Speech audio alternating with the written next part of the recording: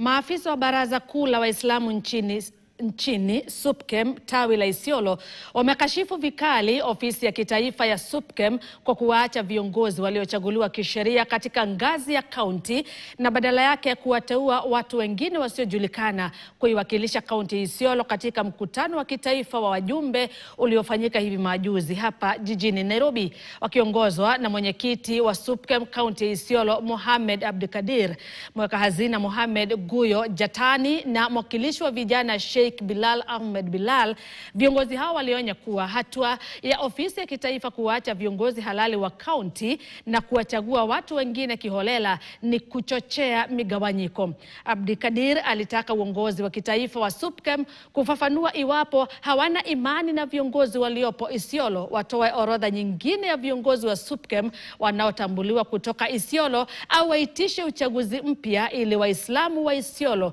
waamue viongozi wanaowataka. Walikuwa wanataka kugonganisha viongozi wa Isiolo kwa sababu Isiolo branch SUPKEM tuko na viongozi ambao kwamba walikuwa wametulidi kwa muda mrefu,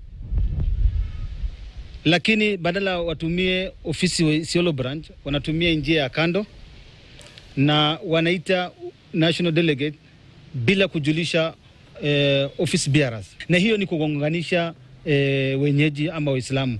Na sisi tunaogopa kwa sababu fitna inaanza ndogo ndogo.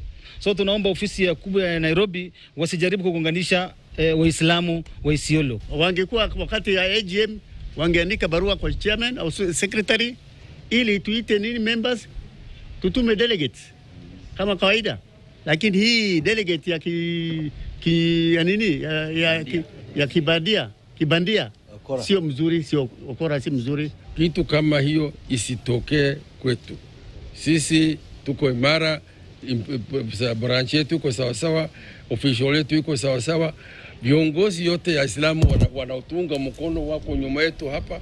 Sisi Waislamu ya hapa tuko sawa sawa kabisa na tunakaa kwa njia mzuri. Msituharibu, wasituharibie, wasiweke fitna ndani yetu, wasiweke shida katika mambo nchi ambayo haina shida. Waziri wa